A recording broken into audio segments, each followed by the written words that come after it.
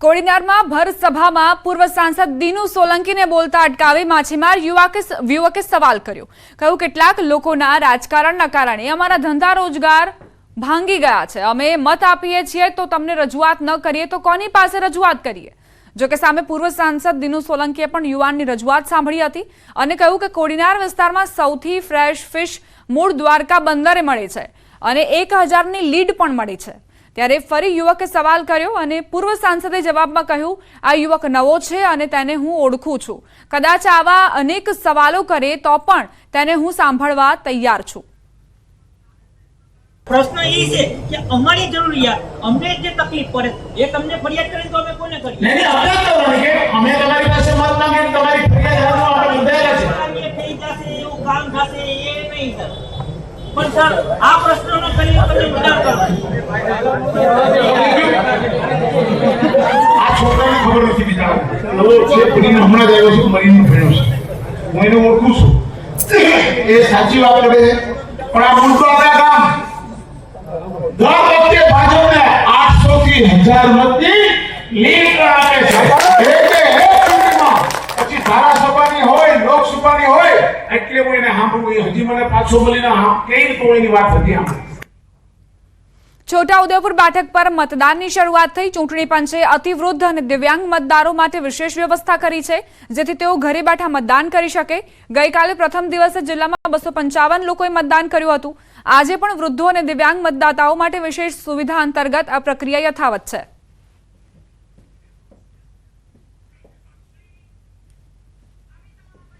લોકસભામાં ભવ્ય જીત માટે ભાજપ એડી ચોટીનું જોર લગાવી રહી છે ત્યારે નવસારી બેઠક સૌથી વધુ લીડ સાથે જીત મેળવવા વિવિધ પ્રયાસો કરવામાં આવી રહ્યા છે।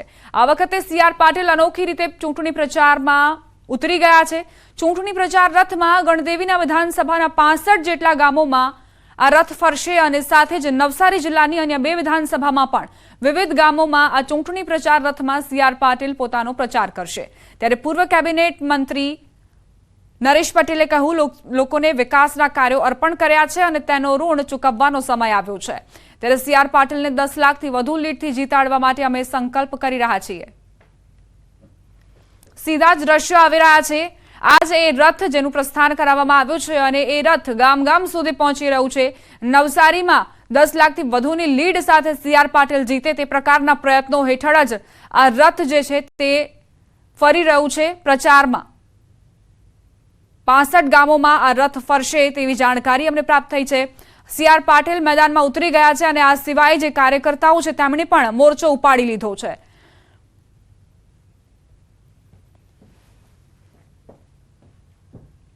અલ્પેશ કથિરિયા ધાર્મિક માલવિયા ભાજપમાં જોડાશે। ધાર્મિક માલવિયા પણ ભાજપમાં જોડાશે। આપમાંથી બંને રાજીનામા આપ્યા છે। સીઆર પાટીલના હાથે તેઓ કેસરિયા કરવાના છે। કથિરિયા અને માલવિયા બંને પાસના નેતા હતા। માત્ર 4 દિવસમાં કથિરિયા માલવિયાનો યુટર્ન। આપમાં સમય ન આપી શકતા હોવાની વાત તેમણે કરી હતી। સમાજના નામે ફરી કથિરિયા માલવિયાના રોટલા શેકવાના શરૂ। આંદોલનકારીમાંથી એક પક્ષમાંથી બીજા પક્ષમાં જવાની રાજનીતિ। આપમાં દાઢ ન ગળતા હવે પક્ષ પલટો। પાસ બની ગયો પોલિટિક્સનો અખાડો। સમાજના નામે હવે રાજકીય રોટલા શેકવાનું શરૂ થયું છે। કોંગ્રેસ સાથે દાવ કરીને કુંભાણી ગાયબ થઈ ગયા। હવે કથિરિયા અને માલવિયાનો પણ પક્ષ પલટો। ચૂંટણીની મોસમમાં પક્ષ પલટાએ પણ ખૂબ જ જોર પકડ્યું છે। અલ્પેશ કથિરિયા અને ધાર્મિક માલવિયાએ એવું કહ્યું હતું કે અમે આમ આદમી પાર્ટીમાં સમય નથી આપી શકતા અને એટલે જ રાજીનામું આપી રહ્યા છીએ। ત્યારે ભાજપમાં જોડાવાની અટકળો વચ્ચે પણ તેમણે એ જ કહ્યું હતું કે એવો કોઈ જ પ્લાન નથી, પરંતુ હવે તેમનો અંતરાત્મા જાગી ગયો છે અને ભાજપમાં તેઓ જોડાવા જઈ રહ્યા છે। સંવાદદાતા કીર્તેશ જોડાઈ ગયા છે વધુ જાણકારી સાથે। કીર્તેશ, કથિરિયા અને માલવિયા બંને હવે ભાજપમાં જોડાવાના છે, શું જાણકારી? બિલકુલ જે રીતે કહી શકાય થોડા દિવસ પહેલા નાટકીય રૂપાંતર રીતે બંને પોતાના તમામ મુદ્દાઓ પરથી રાજીનામા આપી દીધા હતા। તે જાણે પિક્ચર પર થઈ ગયું હતું કે તેઓ ટૂંક સમયમાં ભાજપમાં જોડાવાના છે અને આજે સત્તાવાર જાહેરાત કરવામાં આવી છે। આવતીકાલે સાંજે 8 કલાકે 200 જેટલા કાર્યકર્તાઓ સાથે તેઓ ભાજપમાં ગૃહ પ્રવેશ કરવાના છે। સાથે સાથે સતત તેમની સાથે સંપર્કમાં રહેલા નિલેશ કુંભારની બી ભાજપમાં જોડાય તેવી પ્રબળ શક્યતાઓ સામે આવી રહી છે। દીપા, આભાર કીર્તેશ જાણકારી માટે।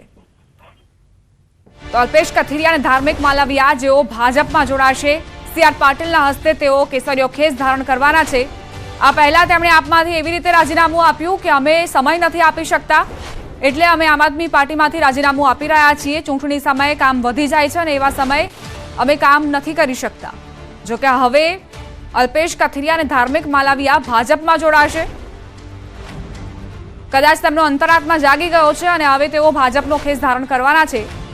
પાસના નેતાઓ જો આમ આદમી પાર્ટી માટે કામ કરતા હતા, ભાજપ વિરુદ્ધ અત્યાર સુધી નિવેદનો તમે સાંભળ્યા હશે અને હવે એ જ ભાજપમાં ભળી રહ્યા છે.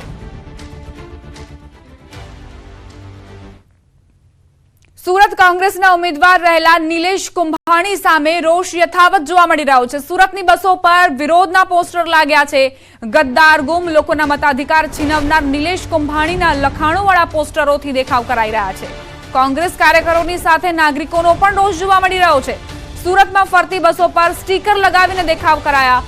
કોંગ્રેસના નિલેશ કુંભાણીનો હજુ પણ કોઈ અતોપતો નથી અને કોંગ્રેસમાં જ તેમની સામે રોષ ફેલાઈ રહ્યો છે.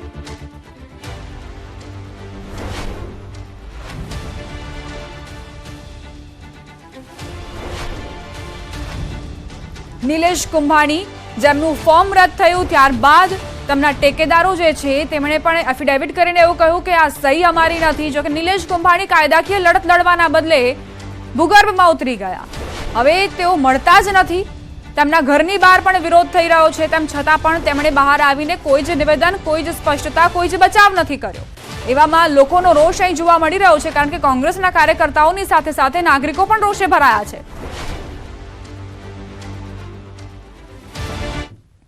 મહત્વપૂર્ણ સમાચાર પ્રાપ્ત થઈ રહ્યા છે. અલ્પેશ કથિરિયા અને ધાર્મિક માલવિયા જેઓ હવે ભાજપમાં જોડાશે. અલ્પેશ કથિરિયા, ધાર્મિક માલવિયા આમ આદમી પાર્ટીમાંથી રાજીનામું આપી ચૂક્યા છે અને હવે કેસરિયા કરવાના છે.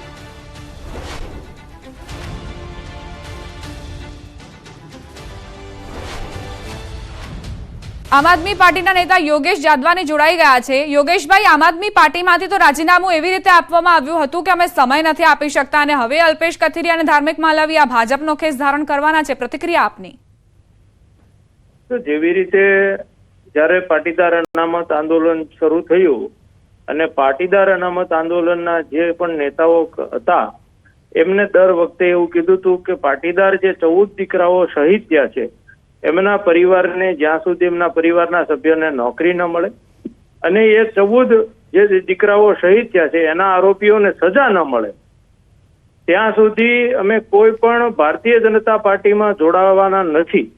છતાં પણ આજે જે રીતે સમાચારો આવી રહ્યા છે અને જે ભૂતકાળમાં જે ઘટનાઓ બની છે કે એ દીકરાઓ 14 દીકરાઓ સાઈડ ઉપર રહી ગયા, એમના પરિવારો સાઈડ ઉપર રહી ગયા અને વ્યક્તિગત જ્યારે લાલચાઓ જાગી હોય ત્યારે સ્વાભાવિક રીતે દરેક પોતાની રીતે સ્વતંત્ર નિર્ણય લેતો હોય, પણ પાટીદાર સમાજ અને અન્ય સમાજ આ તમામ પ્રકારની જે ગતિવિધિઓ ચાલી રહી છે એ જોઈ રહ્યો છે. યોગેશભાઈ, આમ આદમી પાર્ટી સાથે મોહભંગ થયો અલ્પેશ કથિરિયાનો, તો તમને કોઈ જાણ કરવામાં આવી? હાઈકમાન્ડને કોઈ જાણ કરવામાં આવી? કયા એવા કારણો હતા? આમાં મોહભંગની કોઈ વાત નથી. ચૂંટણી પહેલા એ લોકો જોડાણા, એમના માન મર્યાદા પ્રમાણે એમની ટિકિટની માંગણી હતી અને લોકોની પણ માંગણી હતી કે આમ આદમી પાર્ટીમાંથી અલ્પેશ કથિરિયા, ધાર્મિક માલવિયા જેવા લોકો ઉમેદવારી કરે તો આમ આદમી પાર્ટીએ એમના પર વિશ્વાસ કરીને એમને ટિકિટ આપી અને લોકોએ ખોબલે એમને મતો પણ આપ્યા. અને ત્યારબાદ ચૂંટણી હારી ગયા બાદ આમ આદમી પાર્ટીએ એને મહત્વપૂર્ણ હોદ્દાઓ આપ્યા, કાર્યકારી અધ્યક્ષ તરીકેની જવાબદારી આપી અને છતાં પણ પછી નિષ્ક્રિય થવું હોય અને પછી હજી જયારે 14 દીકરાઓને ન્યાય નથી મળ્યો તો ભારતીય જનતા પાર્ટીમાં છતાં પણ જોડાઈ જવું હોય તો એ એમનો વ્યક્તિગત વિષય છે અને એ નિર્ણય લોકો કરશે કે પહેલા શું પરિસ્થિતિ હતી અને હાલમાં પોતાના વ્યક્તિગત સાથ માટે શું પરિસ્થિતિ લોકો સાથે કરી રહ્યા છે. તો શું અલ્પેશભાઈ લોકસભા ચૂંટણી લડવા માંગતા હતા અને ઇન્ડી ગઠબંધનમાં, એટલે સુરતની બેઠકો ઇન્ડી ગઠબંધનમાં આપને ફાળે ન આવી એટલે કોઈ અસંતોષ હતો? ના, એવી કોઈ વાત જ નથી. 6 મહિનાથી એ લોકો આમ આદમી પાર્ટીની કોઈ મીટિંગ, સભા કે કોઈ એક્ટિવિટીમાં ક્યાંય ભાગ લેતા જ નહોતા, એટલે ટિકિટ માંગવાની વાત તો બહુ દૂરની રહી. કોઈ સભામાં પણ એમની હાજરી નહોતી. આભાર યોગેશભાઈ અમારી સાથે વાતચીત માટે. તો આમ આદમી પાર્ટીના નેતા યોગેશ જોધવાણી સાથે વાતચીત કરી અને તેમણે કહ્યું કે આ વ્યક્તિગત લાલસાના કારણે અલ્પેશ કથિરિયા અને ધાર્મિક માલવિયા ભાજપમાં જોડાઈ રહ્યા છે. વર્તમાન સમયમાં વિધાનસભાના ઇલેક્શન પછી અમે ખૂબ કામગીરી ઓછી રહી છે અને જવાબદારી પણ ઓછી નિભાવતા એટલે જવાબદારીમાંથી મુક્ત થયા છે અને પાર્ટી ત્યાં કોઈ પણ વ્યક્તિને મૂકીને પાર્ટી પોતાની કામગીરી કરી શકે એ માટે મુક્ત થઈ છે। હવે પછી અલ્પેશ કથિરિયાનું ભવિષ્યની બાબતમાં હાલ કોઈ પણ પ્રકારની વાત તો મારી ફિક્સ નથી। આગામી દિવસોમાં લોકોને, વડીલોને અને અમારી ખાસ તો ટીમને મળીને પછી નિર્ણય લેશું। ભાજપમાં જોડાઈ રહ્યા છો? નહીં, હાલમાં કોઈ પણ પ્રકારની બાબત નથી। રાજીનામું આપવાનું કારણ? રાજીનામામાં ખાસ કરીને અમે ઘણા સમયથી નિષ્ક્રિય હોઈને પાર્ટીને પૂરતો સમય ન આપી શકતા એટલા માટે। તો અલ્પેશ કથિરિયાના નિવેદનને આપ સાંભળી રહ્યા હતા। તેમણે કહ્યું કે હું સમય નથી આપી શકતો આમ આદમી પાર્ટીને અને પક્ષના કોઈ પણ કાર્યક્રમ હોય તેમાં જોડાઈ નથી શકતો, તેમાં હાજરી નથી આપી શકતો। પરંતુ હવે એવું શું બની ગયું કે ભાજપ માટે તેઓ સમય કાઢી શકશે, ભાજપના ચૂંટણી પ્રચારમાં તેઓ જોડાઈ જશે, ત્યાં તેમને આખરે કેવી રીતે સમય મળી જાય છે? માત્ર 4 જ દિવસમાં કથિરિયા અને માલવિયાનો યુટર્ન, આમ આદમી પાર્ટીથી મોહભંગ અને ભાજપમાં તેઓ જોડાવાના છે। સંવાદદાતા કીર્તેશ જોડાઈ ગયા છે। કીર્તેશ, આ શું થઈ રહ્યું છે? પહેલા એવું કહેવામાં આવે છે અલ્પેશ કથિરિયા અને ધાર્મિક માલવિયા તરફથી કે અમને સમય નથી આમ આદમી પાર્ટી માટે, અમે પ્રચારમાં નથી જોડાઈ શકતા, અને હવે ભાજપમાં જોડાઈ જશે એટલે સમય મળી જશે શું?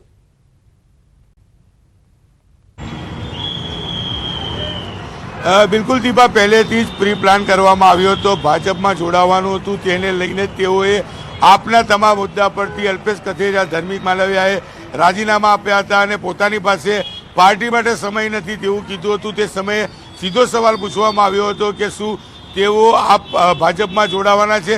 કહી શકાય કે 18 તારીખે જે સમયે રાજીનામું આપ્યું હતું તે સમયે આગલે દિવસે જ તમામ વસ્તુની ચર્ચાઓ થઈ ચૂકી હતી અને કહી શકાય સૂત્રોની વાત માનીએ તો અલ્પેશ કથિરિયા અને ધાર્મિક માલવિયા 200 કાર્યકર્તાઓ સાથે આવતીકાલે સાંજે સુરતના માનગઢ ચોક કે જે પાટીદાર આંદોલનનું ગઢ હતું ત્યાંથી તેઓ ભાજપમાં ગૃહ પ્રવેશ કરવાના છે। સાથે સાથે નિલેશ કુંભાની પોતાના કાર્યકર્તાઓ સાથે આવતીકાલે ભાજપમાં અલ્પેશ કથિરિયા અને ધાર્મિક માલવિયા સાથે જોડાય તેવી શક્યતાઓ હાલ દેખાઈ રહી છે।